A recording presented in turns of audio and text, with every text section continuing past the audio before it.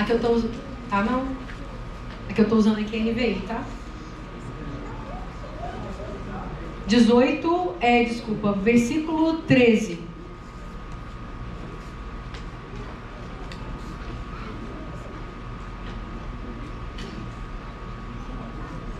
Vamos lá, 18, 13. No dia seguinte, Moisés sentou-se para julgar as questões do povo, e este permaneceu em pé diante dele, desde a manhã até o final da tarde.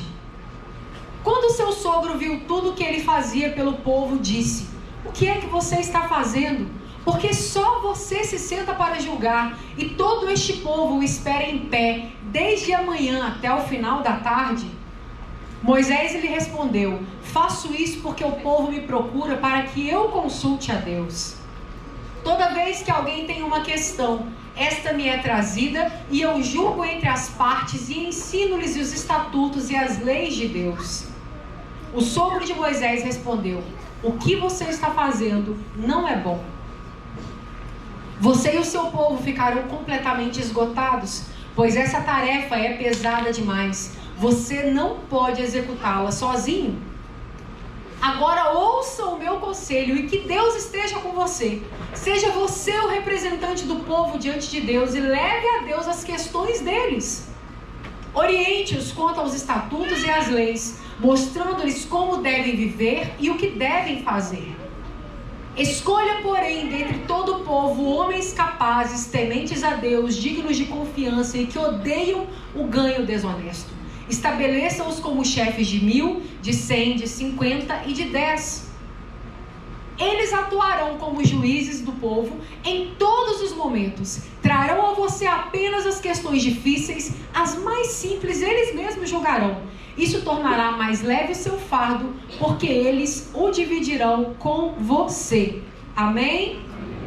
Porque eles o dividirão com você. Deixa eu só ler o 23. Se você assim fizer, e se assim Deus ordenar, você será capaz de suportar as dificuldades, e todo este povo voltará para casa satisfeito. Amém? Hoje nós estamos aqui no culto de líderes para a liderança. Aqui há líderes de célula, pastores em treinamento, discípulos, apacentadores, ovelhas. E todo crente é um líder no reino de Deus. Todo cristão é um pequeno Cristo. Todo cristão carrega dentro de si um encargo de liderança, um encargo de voz ativa, de voz profética. E eu quero dizer para você que há muitas coisas que nós precisamos nos atentar quando nós servimos a Deus e quando nós conduzimos pessoas. Por muito tempo eu imaginei que o chamado pastoral fosse bem mais fácil do que ele é, fosse bem mais romântico do que ele é, fosse bem mais agradável, fosse bem mais amigável do que ele é, até eu me tornar pastora. Deus havia me chamado, Deus havia liberado uma palavra para mim quando eu tinha 14 anos, no retiro de carnaval, lá no Caíque de Linhares. Eu tinha recebido aquela palavra, eu tomei posse daquela palavra, mas eu nem imaginava como seria. E eu me lembro que no ano de 2011, nós fomos até Brasília, eu e o Sérgio, e fomos separados pastores ali. Nós já fazíamos um trabalho em Mar de Espanha, com a igreja lá, com as pessoas lá. Tínhamos sido separados numa convenção estadual lá no Tupinambás, que agora vai ser mercado, né? Teve uma convenção lá. E assim, eu tinha outra ideia, eu tinha outro pensamento. Eu achei que eu teria muitos amigos. Eu achei que eu seria extremamente feliz 100% do tempo. Eu achei que eu sorriria todo o tempo, eu achei que eu ficaria jubilante, né? Aquela coisa meio musical da Disney, né? Que você canta, e os passarinhos passam, e você gira, e você fala, ai, como é bom servir a Deus, como é bom pastorear, como é bom cuidar de gente, até que eu me tornei pastora. Mas você está dizendo isso para quê? Que loucura é essa? Você está dizendo que ser pastor é ruim? Não, gente, servir a Deus é bom demais. Eu não sei fazer, eu não sei mais viver outra vida. Tudo que a gente vive, tudo que a gente suporta, tudo que a gente aguenta, tudo que a gente supera, todo tombo que a gente cai, se levanta e limpa a poeira e sacode, é por causa dele. É por ele, é por amor a ele. Mas eu quero te dizer que servir a Deus não é fácil. E muitas vezes nós vimos, né, e a gente vem numa corrente de que a igreja é um lugar de plena felicidade. E a gente quase confunde a igreja com um parque de diversões. A gente quase confunde a igreja com um lugar de entretenimento, aonde a gente vem para ser feliz, aonde a gente vem para ser assim, sair jubilante, sair rindo, aonde a gente vem para ter amigos, aonde a gente vem, sabe, para sair sempre bem.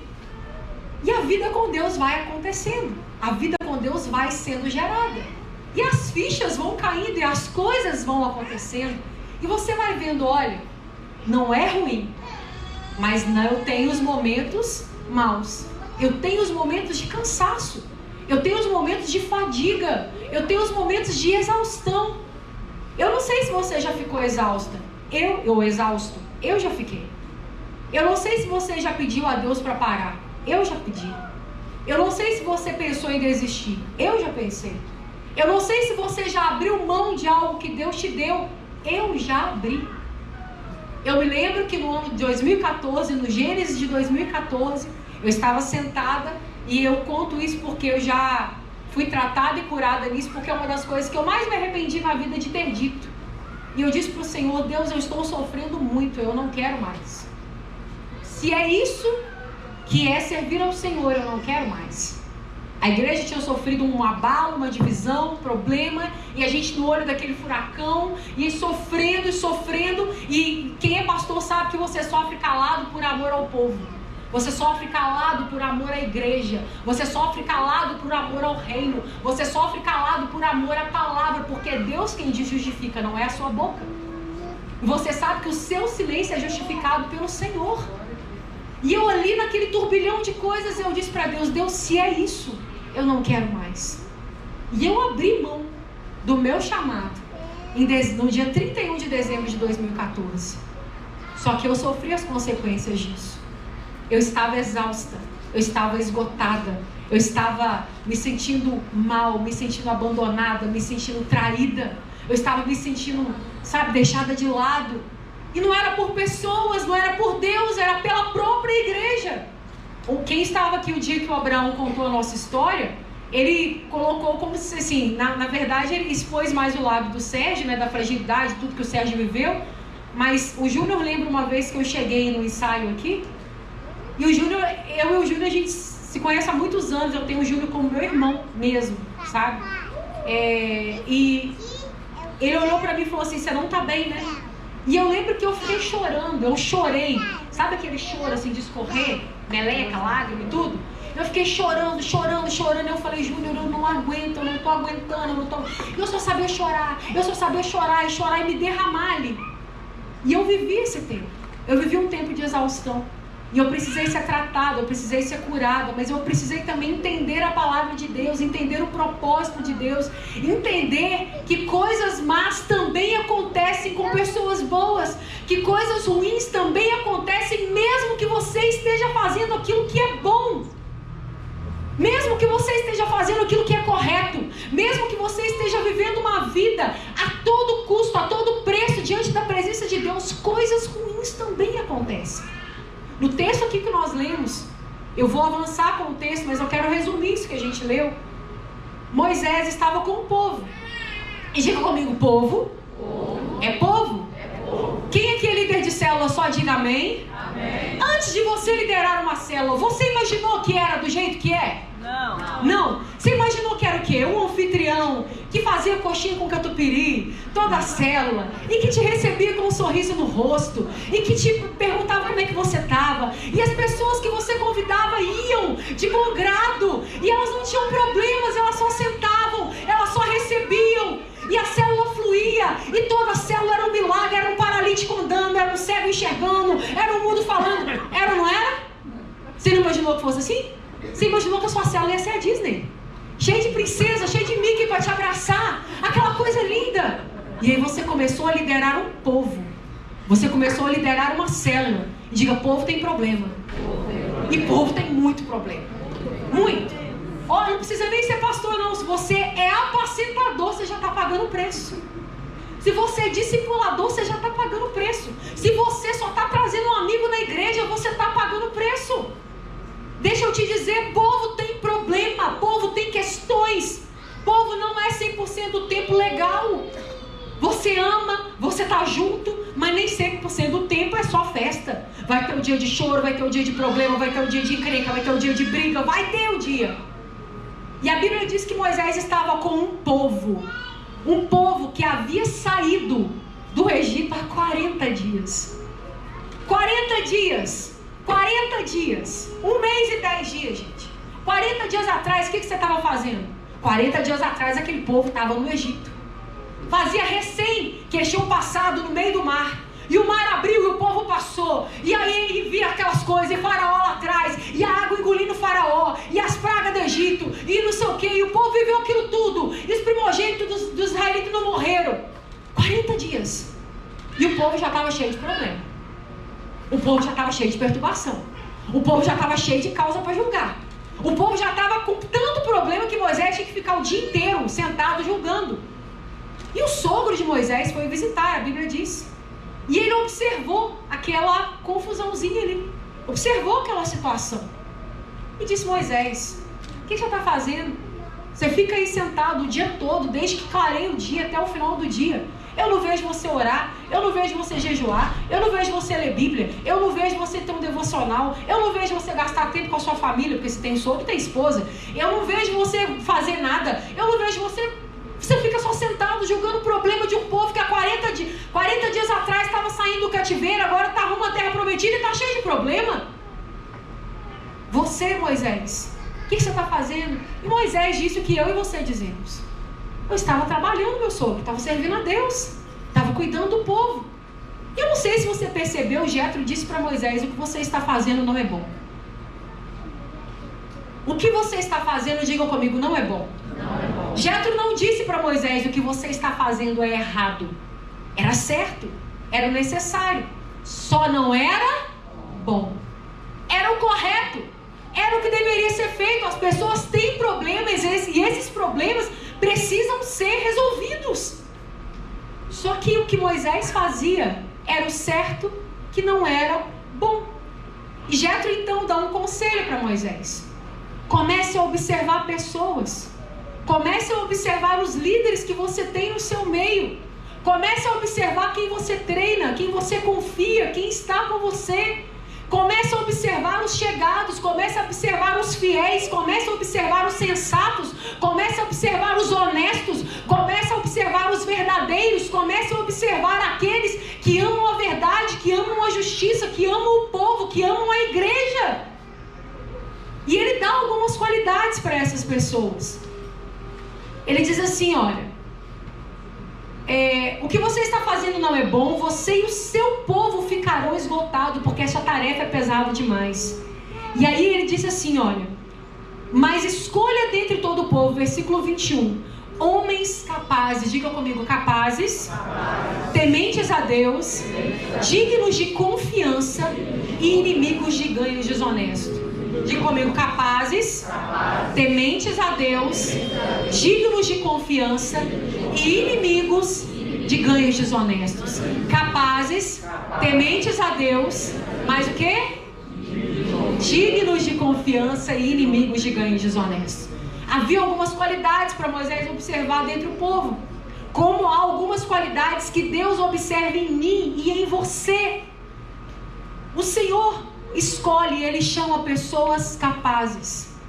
Há um termo que a gente usa muito: Deus não chama os capacitados, mas Ele capacita os chamados.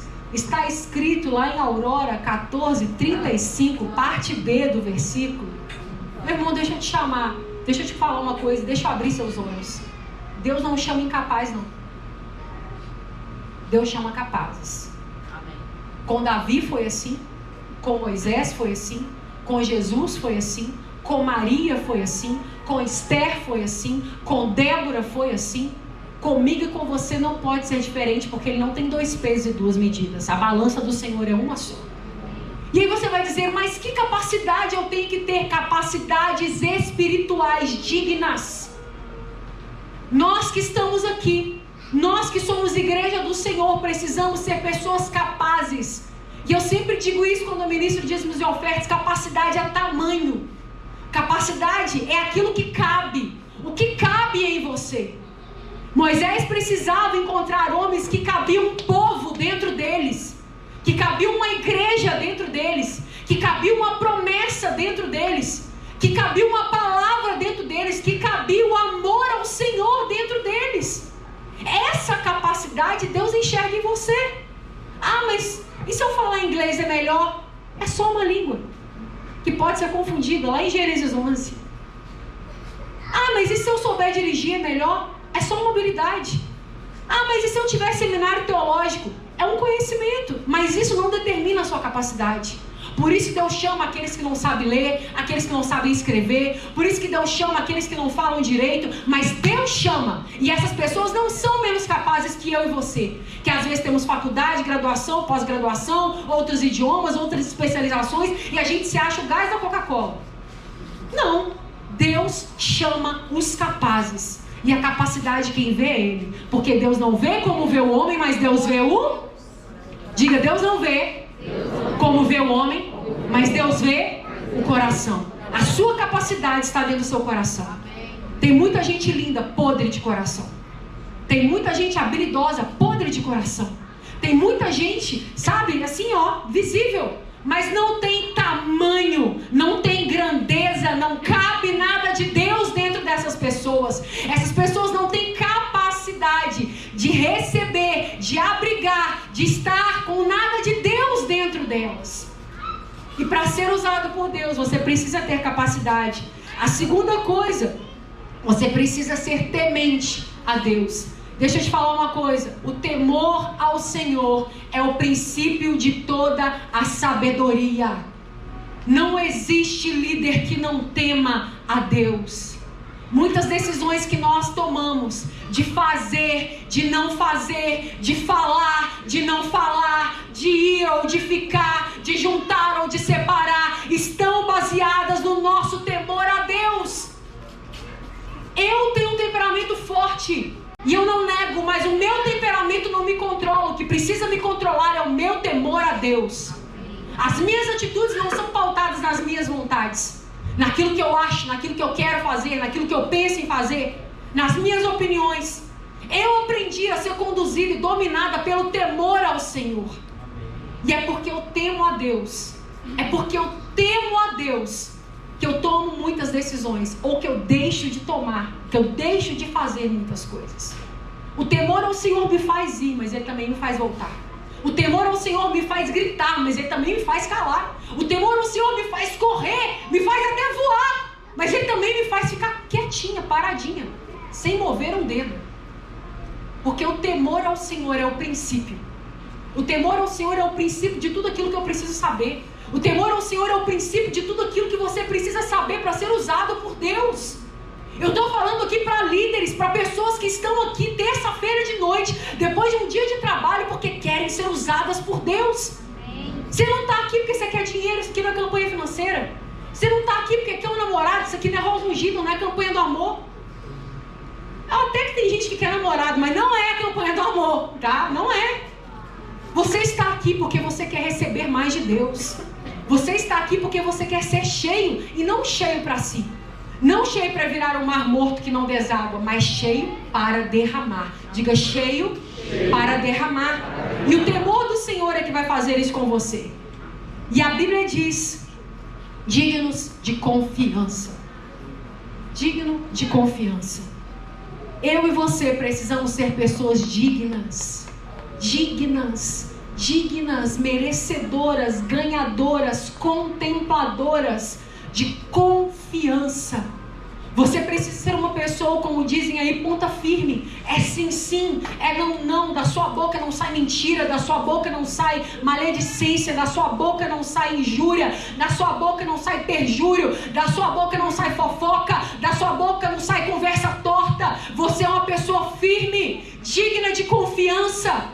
Se você diz que vai, você vai. Se você diz que faz, você faz. Se você diz que cuida, você cuida. Se você diz que pastoreia, você pastoreia. Custe o que custar, venha o que vier.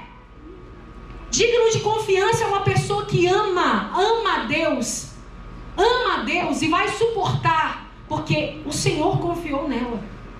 Quando eu comecei a vocês dizendo que eu imaginei que o chamado pastoral era diferente, Tudo que eu faço, tudo que eu penso hoje, eu digo, mas o Senhor confiou em mim. Mas o Senhor confiou em mim e eu disse para Ele que eu faria. Eu disse para Ele que eu faria. Eu disse para Ele, eis-me aqui. Eu disse para Ele, me usa. Eu disse para Ele que eu estou disponível. E eu preciso responder à confiança do Senhor em mim. Ele me confiou a palavra dele, Ele me confiou a vida dele, Ele me confiou a liberdade dele. E eu preciso ser digna nessa confiança. Você precisa ser uma pessoa digna de confiança. Deixa eu te dizer, para avançar com o texto. Inimigos de ganhos desonestos. O homem e a mulher de Deus. O homem e a mulher usado por Deus. O homem e a mulher em posição de liderança. Como eu e você. Como todos nós aqui crentes no Senhor, filhos de Deus. Nós precisamos ser inimigos de tudo aquilo que é desonesto. Nós precisamos ser inimigos de tudo aquilo que não é nosso, que não foi feito para nós, que não cabe em nós, que não se molda em nós. Serve no meu pé, mas não é meu, então não é meu. Está do meu lado, mas não é meu, então não é meu. Sabe, a nossa geração como igreja, a igreja de hoje, a igreja do Senhor hoje, não a igreja do Senhor, que a igreja do Senhor é linda, é imaculada, incorruptível. Mas a igreja hoje é muito tendenciosa a fazer o que dá certo. Deu certo, vamos fazer. Vamos fazer o culto da Barbie, deu certo. Vamos fazer não sei o que, deu certo. Vamos fazer não sei o que lá, deu certo. Mas a Bíblia nos diz para fazer o que é certo. Seja excelente para o bem, seja excelente para aquilo que é bom, seja excelente para aquilo que é certo, e inocente para aquilo que é mal. Ou seja, não tenha nada a ver com aquilo que é mal. Não se una, não se corrompa com aquilo que é mal. E isso é você ser inimigo, opositor, contrário a tudo aquilo que é desonesto. Sabe, meus irmãos, eu tenho uma posição comigo. Eu amo a Thelma, então não se levanta contra ela. Porque se você se levantar contra ela, você se levantou contra mim. Porque eu estou aliançado, eu sou inimigo de tudo aquilo que é desonestidade.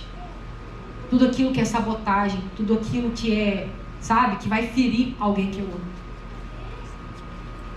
Eu disse para vocês, né, eu tenho o Júnior como irmão, tenho o Lu como irmã. Eu sou grata a eles assim, vocês não têm noção. E um dia eu vou contar um testemunho para vocês, não é hoje. E eles, recém-casados, me abrigaram na casa deles uma semana. Eles em lua de mel, me abrigaram na casa deles uma semana. Por causa de uma situação que eu estava vivendo. E uma situação muito séria, muito triste, muito caótica mesmo. Eu era solteira na época. E eu fico pensando, quem faria isso por mim? Naquela época foram eles. E eu os amo assim de uma forma extraordinária. Quando eu e o Júnior a gente era criança, né? Eu tinha 12, ele devia ter uns 14. Eu tinha 11, ele tinha uns 14 anos. Eu me lembro, eu estava lembrando essa semana, ali onde é o escritório da igreja, aqui ó, onde está o som ali, era o escritório da igreja. E o Júnior ficava ali à tarde. Eu descia a pé lá de Santa Efigênia e vinha aqui para a igreja. E o Júnior ficava me ensinando a cantar. Ele ficava me ensinando a fazer segunda voz, a cantar pelo diafragma. Aí teve um dia que ele falou assim, ó, coloca a mão aqui e agora respira, vai empurrando a mão. E a gente, eu até lembrei a música que a gente cantava, as músicas da MK, nada a ver, sabe? Coisa assim. E eu me lembro dessa época, e desde aquela época a gente tinha um pacto.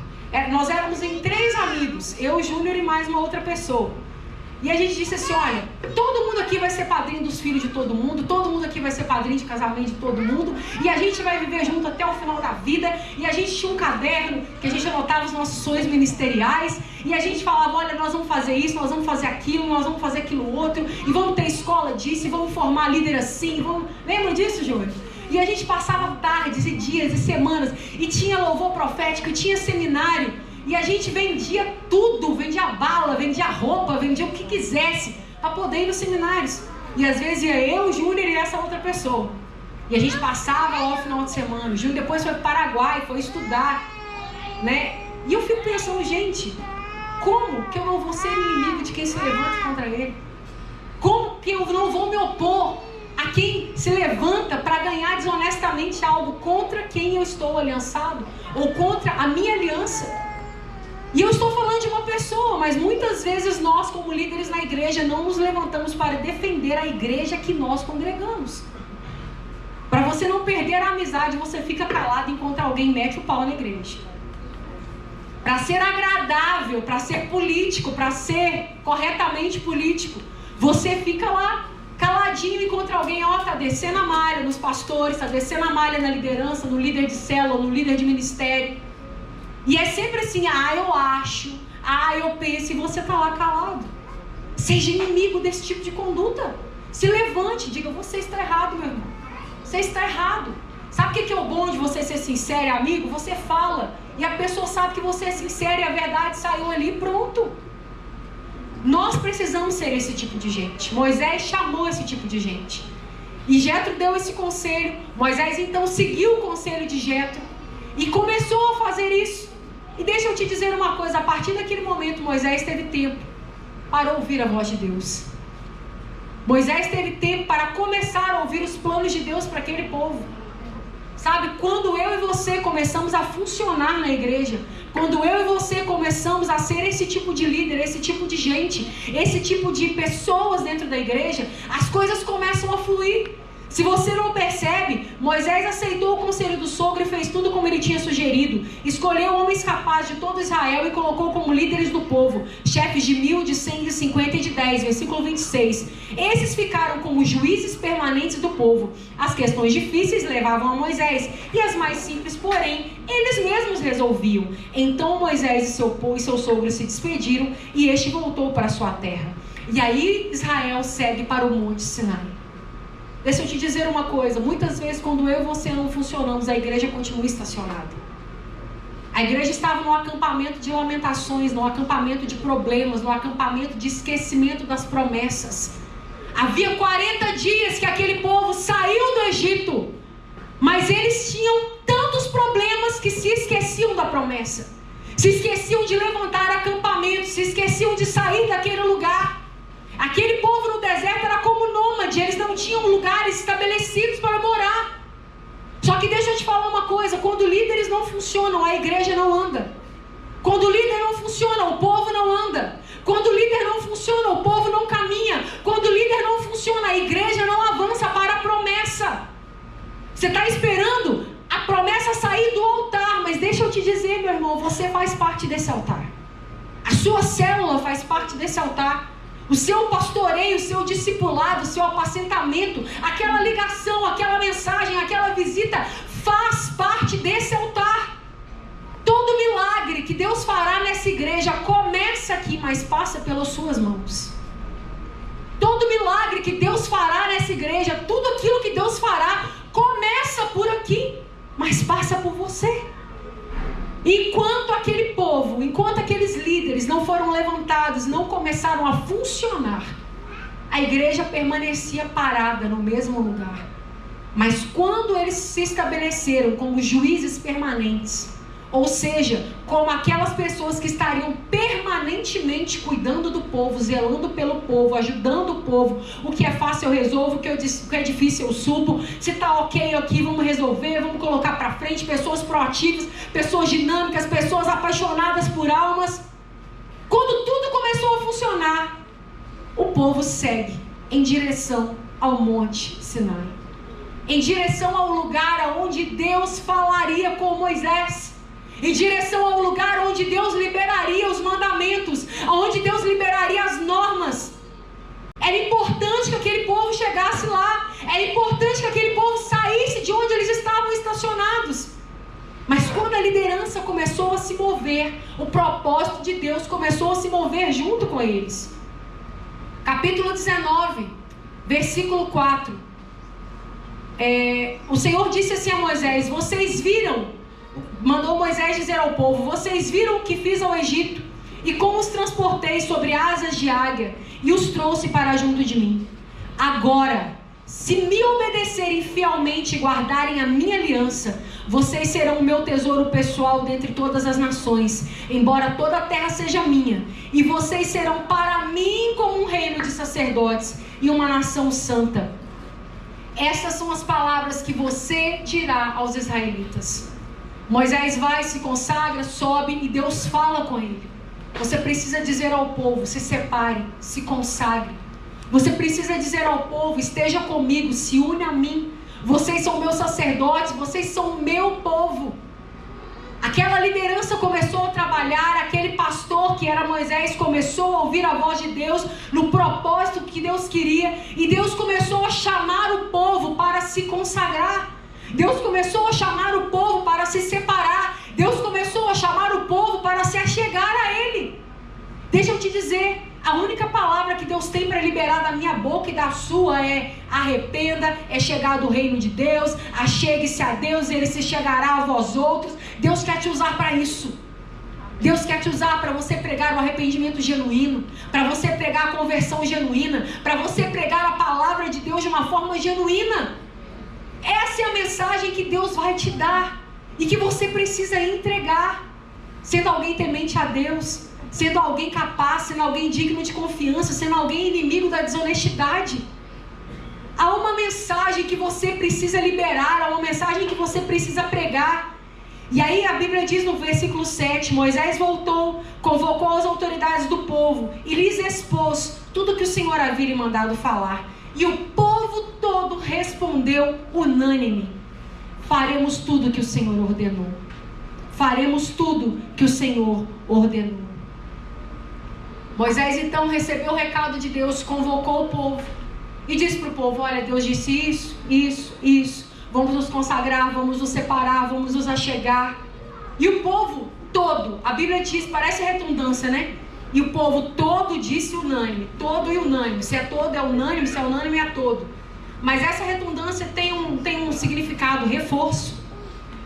A Bíblia diz que todos se comprometeram e prometeram a fazer tudo que o Senhor ordenasse, a fazer tudo que o Senhor determinasse, a fazer tudo que o Senhor liberasse. E aqui eu quero dizer para vocês, o povo sempre fala isso mesmo. Lá na sua célula, muitas vezes você às vezes está decepcionado, está cansado, como eu comecei a dizer no início. Porque as pessoas, não, nós vamos ao encontro. E você trabalha, você investe, você faz vaquinha, você faz isso, você faz rifa.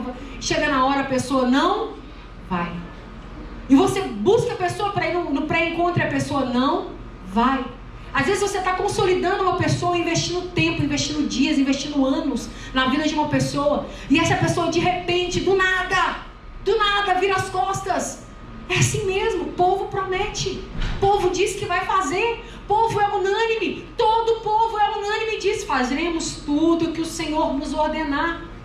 Mas deixa eu te dizer, líder, a sua confiança, o seu embasamento, a sua alegria, o seu sustento, a sua motivação não está no povo. Porque se Moisés estivesse motivado com o povo, ele teria padecido logo no início do deserto. Ele teria pecado logo no início do deserto. E disse o Senhor a Moisés, 9, virei a você numa densa nuvem. E aí o Senhor começa a falar tudo que ele tinha dito para Moisés. Versículo 14, tendo Moisés descido do monte, consagrou o povo. Moisés subiu, desceu, consagrou o povo.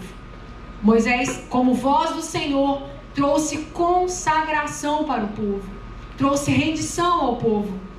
Vamos avançar lá para o capítulo 32.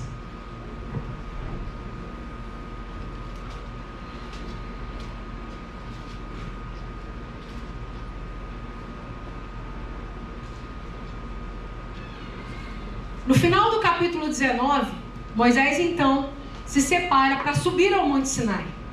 E ele ficaria ali um tempo com o Senhor. E deixa eu te dizer, líder de célula, deixa eu te dizer, pastor em treinamento, o que é povo? O que é que o Senhor vai colocar na sua mão? O que é que o Senhor vai colocar para você cuidar, para você polir, para você lavar, para você tratar? Quem são as pessoas que Deus vai colocar? Vamos para a célula, vamos para o culto, vamos para o encontro. Sim, tudo que o Senhor disser nós faremos. Não foi assim que o povo disse? Não foi assim que o povo prometeu? Chega no capítulo 32, Moisés já estava no monte há 40 dias. Ou seja, havia mais ou menos 3 meses da saída do Egito. 3 meses e meio depois da saída do Egito, o povo começou a achar que Moisés estava há muito tempo afastado deles. O povo começou a pensar que Moisés estava há muito tempo falando com Deus e que não tinham nem notícia dele. O povo começou a achar que Moisés estava à toa, sei lá, fazendo o que em cima do monte. Olha o que a Bíblia diz. O povo, capítulo 32, versículo 1. O povo, ao ver que Moisés demorava a descer do monte, juntou-se ao redor de Arão e disse: venha e faça para nós deuses que nos conduzam, pois a esse Moisés, o homem que nos tirou do Egito, não sabemos o que lhe aconteceu. Gente, eu acho esse versículo tão absurdo.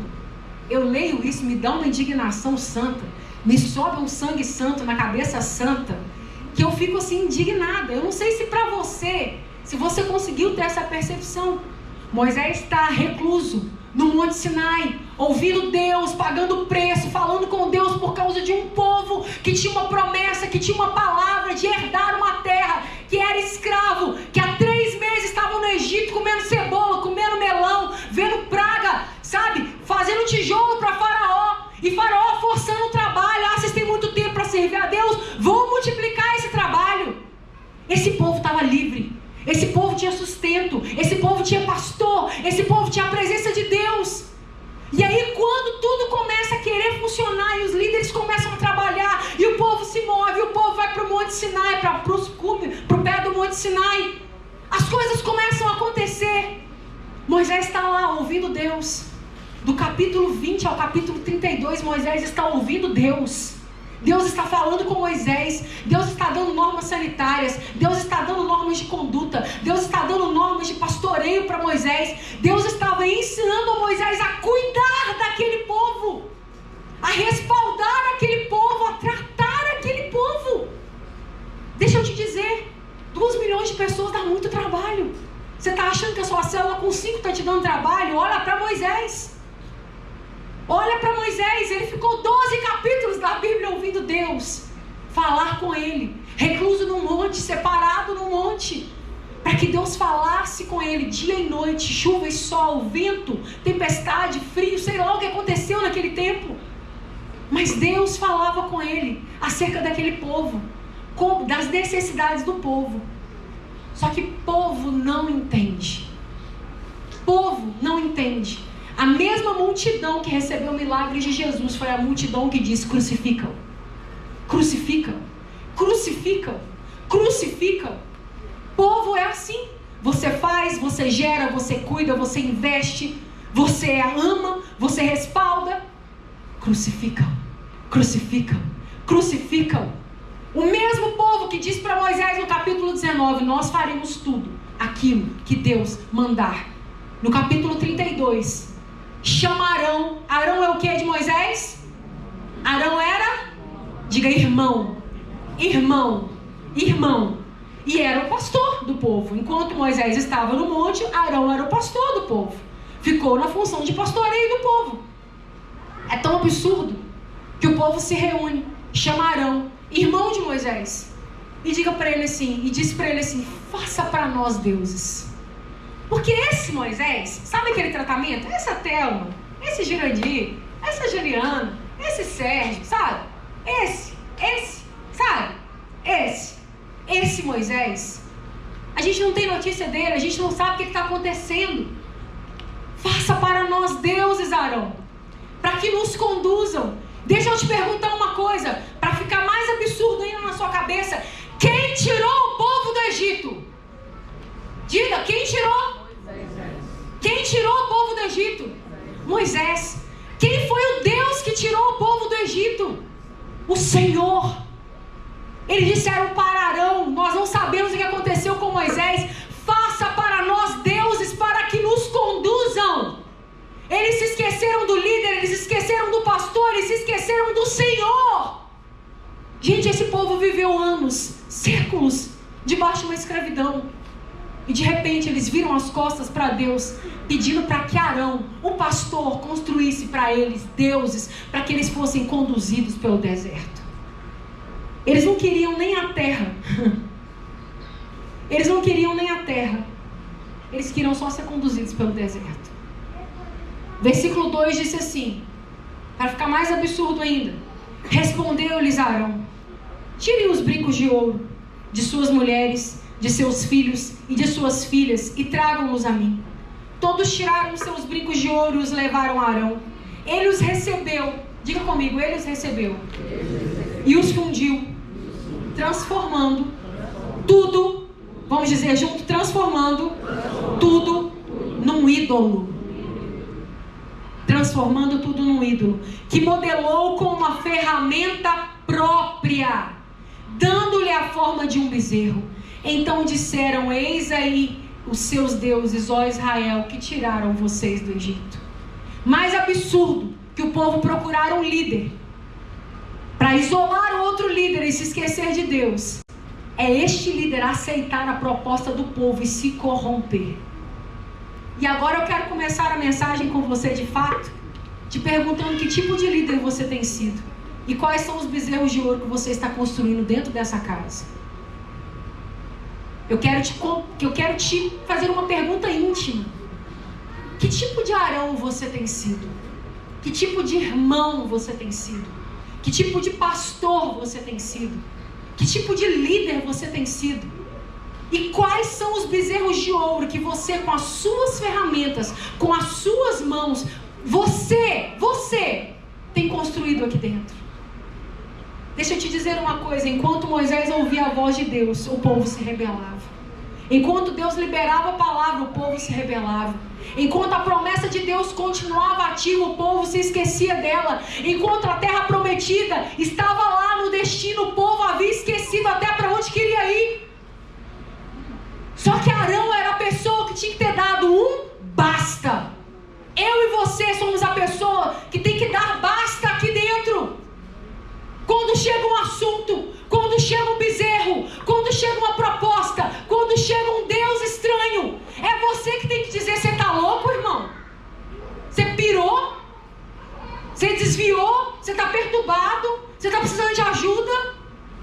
Só que muitas vezes nós damos razão, nós apoiamos, pegamos todo o ouro daquela pessoa, ou seja, tudo aquilo, todos os argumentos, todos os assuntos, todas as falas, todas as mentiras, todas as injúrias, tudo aquilo que essa pessoa vem e traz, e as situações e os problemas, e você vai e tem as suas ferramentas.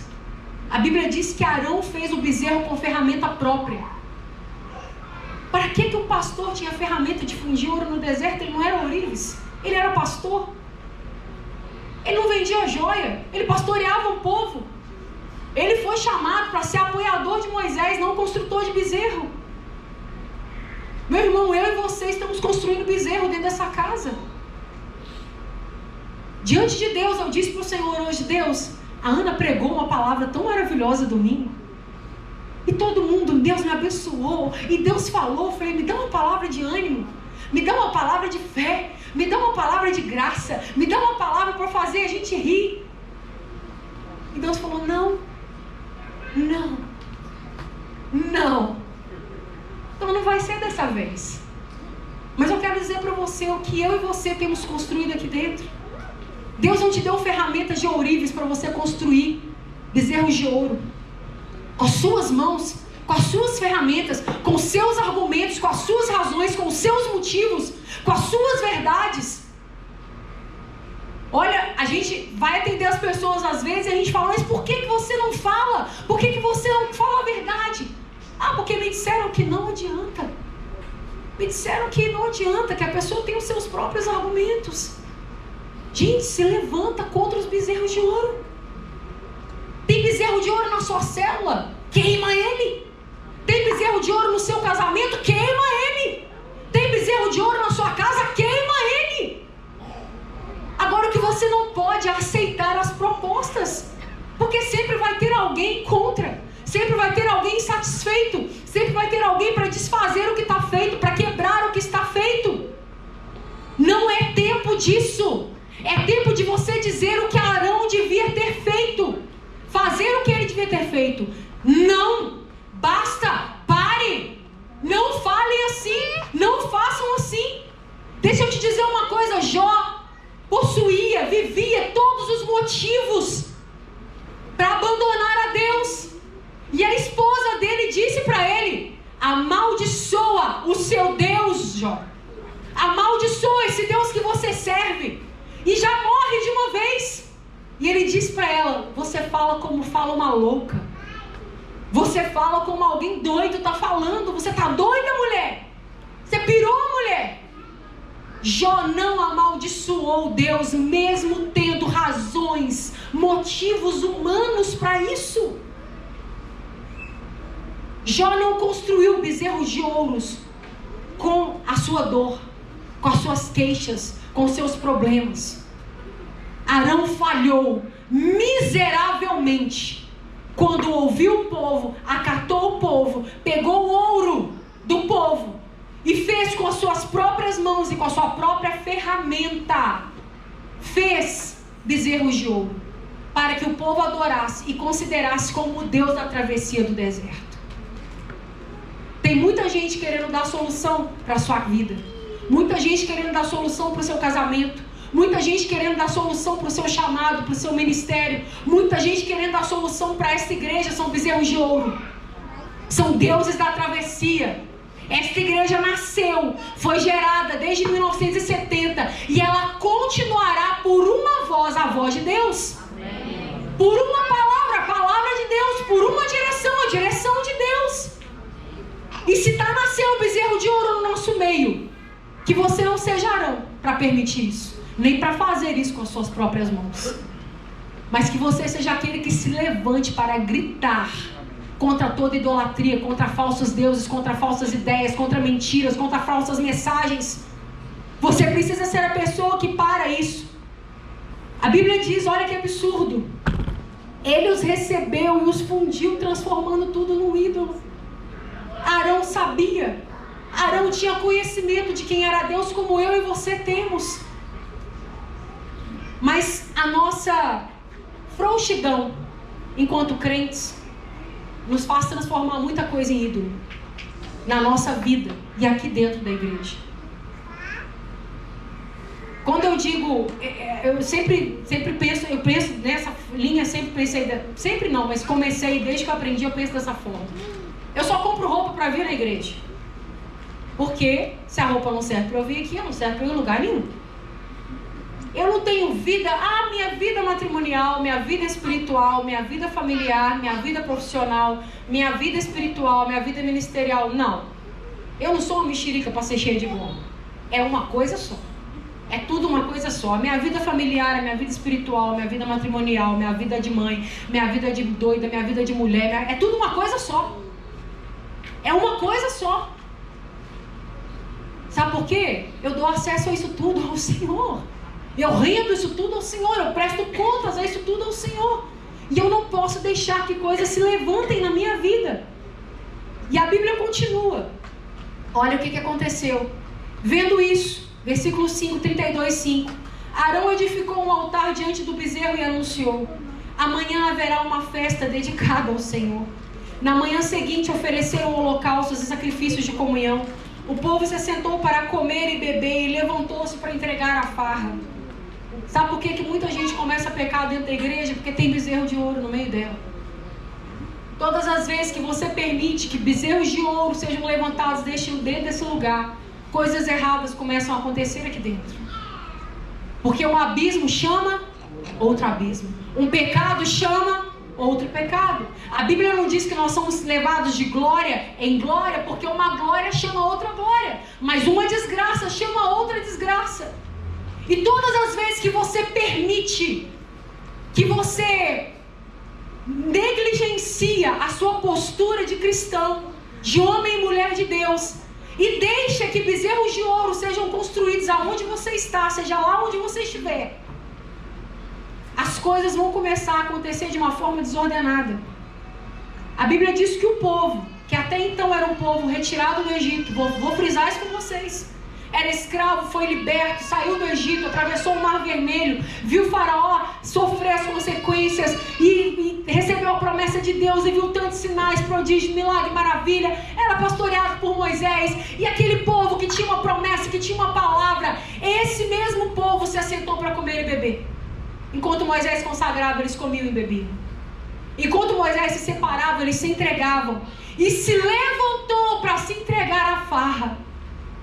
Meus irmãos, quando você se cala, as pessoas pelas quais vocês são responsáveis se perdem.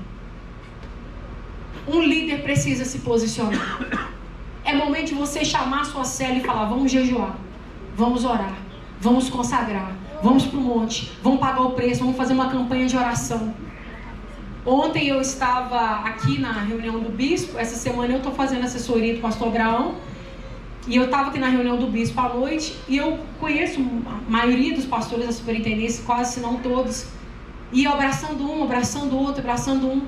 E eu percebi uma coisa entre eles. Eles oram juntos. Eles oram uns pelos outros. Eles buscam se respaldar uns aos outros. Eles fazem propósitos. E ontem o bispo colocou todo mundo orando de joelho pela igreja, pela igreja da cidade, pela superintendência. E eu orando, mas eu queria ouvir a oração deles. Eu queria aprender como um pastor de igreja a hora. E eu fui andando, que eu gosto de andar orar andando e andar orando. E aí eu fui passando no meio deles e fui ouvindo e orando. E eles: Deus, em nome de Jesus, fortalece esse povo. Deus, em nome de Jesus, fortalece esses pastores. Deus, em nome de Jesus, Pai, guarda essa igreja, guarda esse povo, guarda essa cidade. E eles orando uns pelos outros e fazendo propósitos. E no final: olha, vou te ajudar em oração. Nós precisamos aprender com homens e mulheres de Deus que funcionam como homens e mulheres de Deus. É tempo de você consagrar, é tempo de você jejuar, é tempo de você prantear, é tempo de você ungir, é tempo de você ir para o monte, é tempo de você se afastar do que é mal, se aproximar do que é bom, é tempo de você recuar de pessoas, se aproximar de pessoas. Eu não sei o que Deus vai fazer, mas eu sei que Ele quer fazer algo que depende de mim e de você. O start, esse poder do start está nas nossas mãos. Deixa eu te dizer uma coisa: Deus tinha uma promessa para aquele povo, mas o povo precisava marchar, o povo precisava sair, os líderes precisavam ser líderes. Nós precisamos ser quem Deus nos chamou para ser.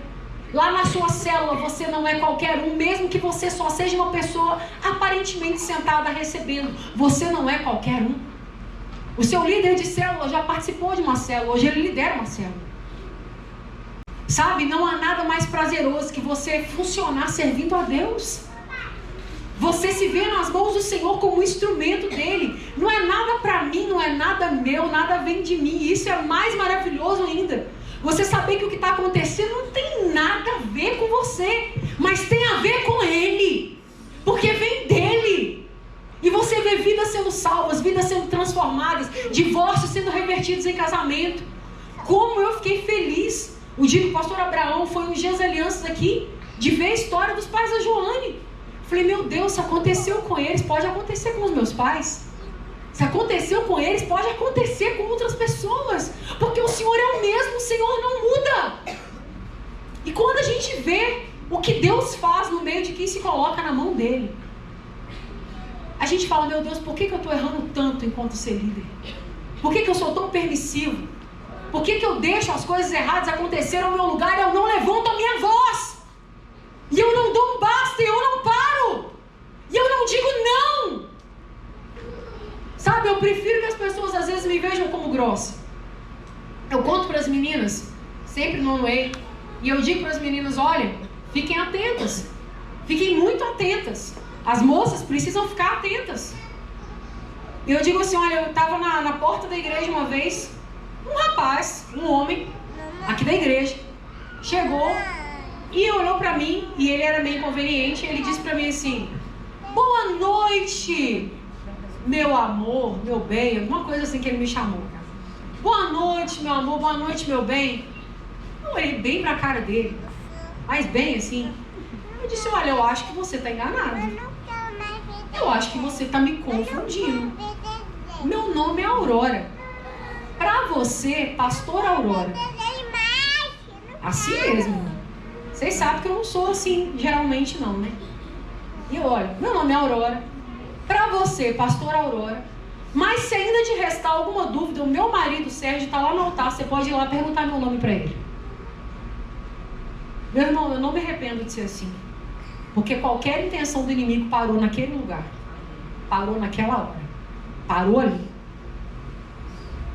Tem coisa que chega aos meus ouvidos e eu falo, olha, chegou, mas não vai parar aqui não. Vai pro destino certo, reclamação sobe.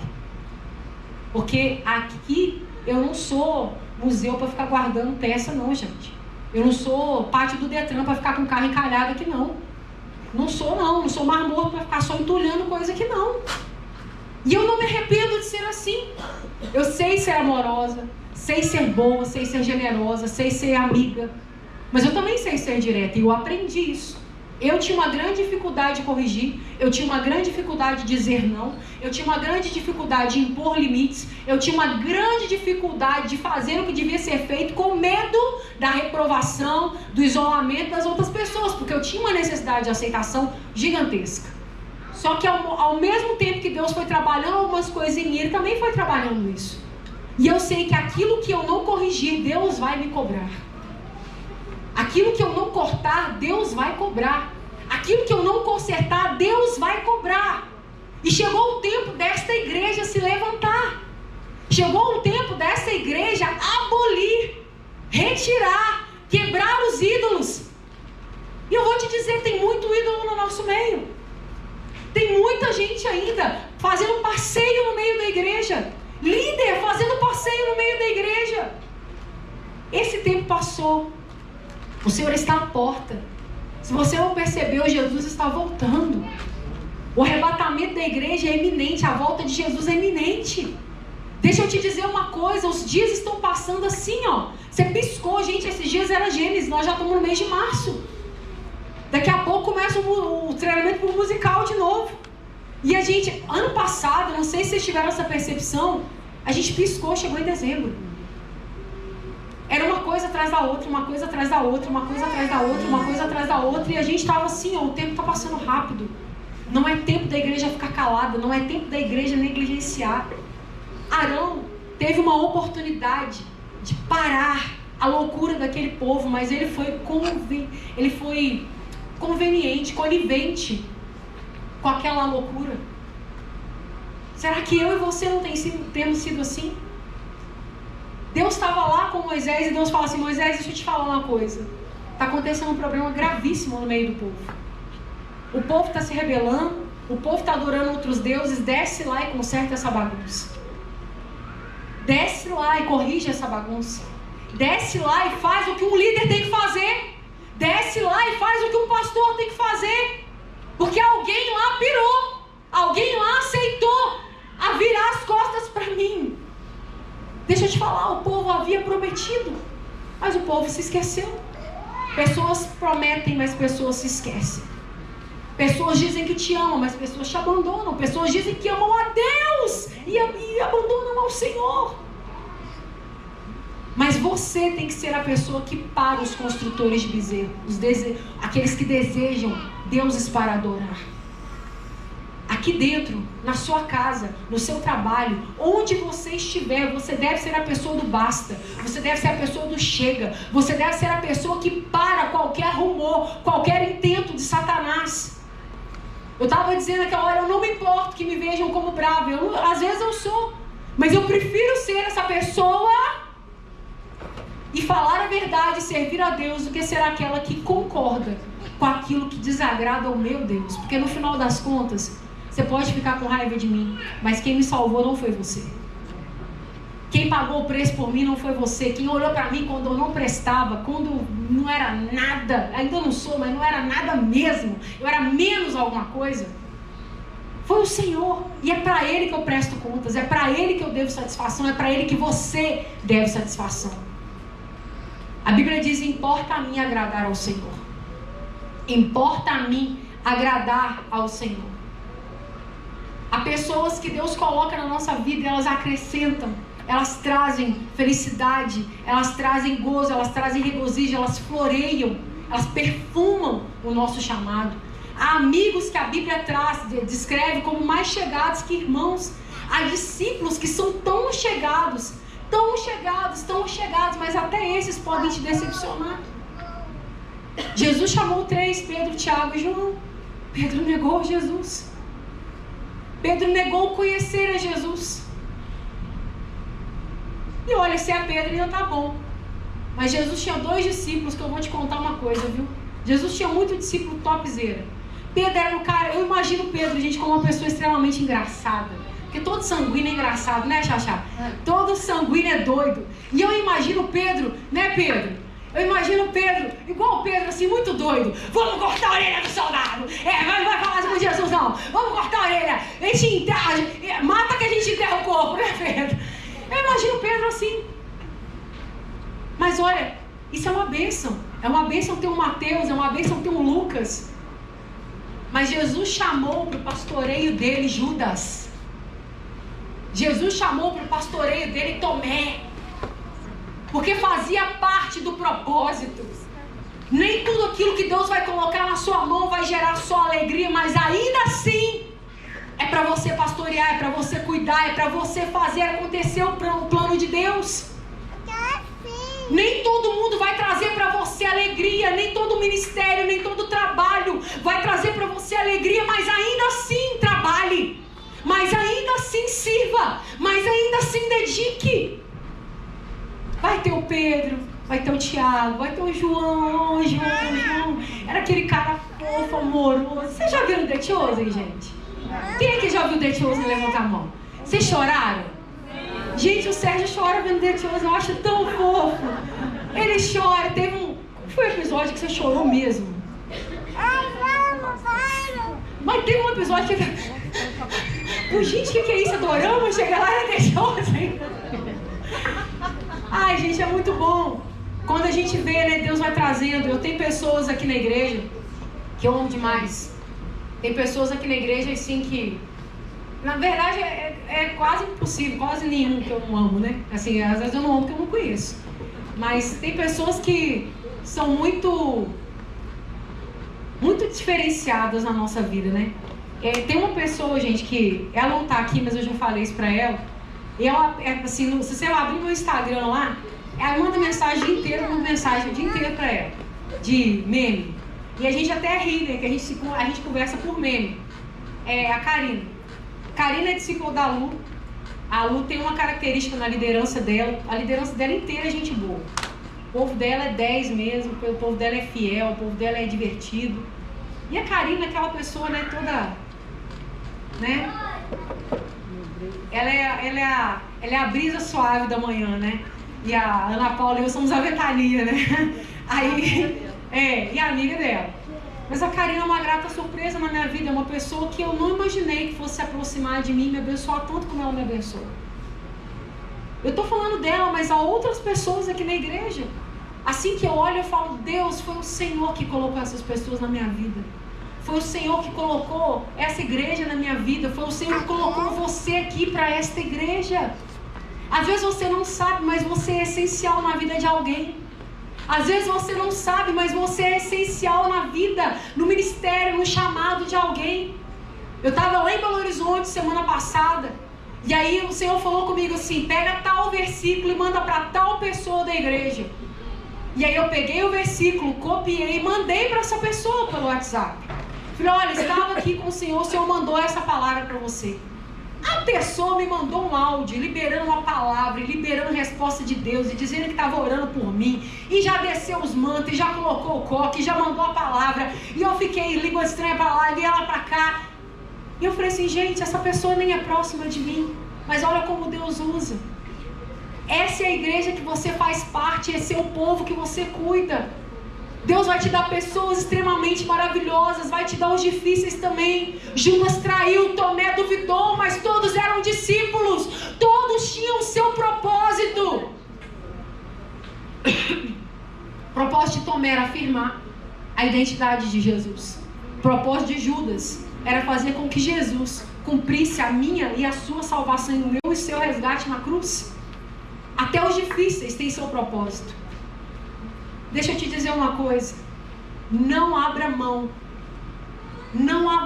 daquilo que Deus está colocando diante de você. Não é fácil, o povo dá trabalho, o povo promete, o povo não cumpre, o povo abandona, o povo vira as costas, tem problema, é cansativo. É igual aquele hino, né? É difícil, cansativo. E a Isabel ainda canta, e ele tá abalado, né? Ela ainda completa a frase. Mas o Senhor te chamou. Todos nós aqui temos um chamado. Ah, mas eu não sou pastor, mas você tem um chamado. Ah, mas eu não sou líder de célula ainda, mas você tem um chamado.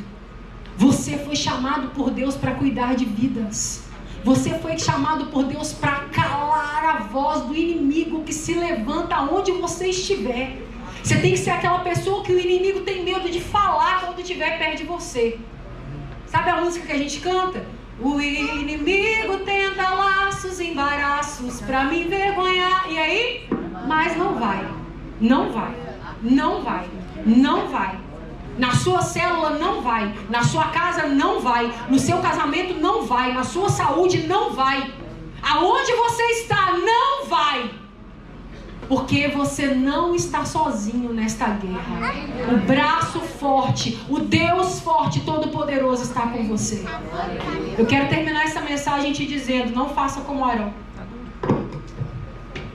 Era uma pessoa de extrema confiança de Moisés, era o irmão dele. Estava cuidando daquele povo. Mas com as suas próprias mãos e com as suas próprias ferramentas construiu bezerros de ouro. A nossa função aqui não é construir nada para que um povo seja destruído, mas é destruir os ídolos para que uma igreja seja edificada. O sobrenatural de Deus começa no altar, mas passa por você, passa pela sua célula, passa pelos seus joelhos, passa pelo seu clamor, passa pela sua voz. Eu quero pedir a todos os líderes que estão aqui para que fiquem de pé nessa noite. Discipuladores, líderes de célula, apacentadores, aqueles que servem em ministério, seja no diaconato, seja no louvor, seja na dança, seja no teatro. Todos os que servem aqui na casa.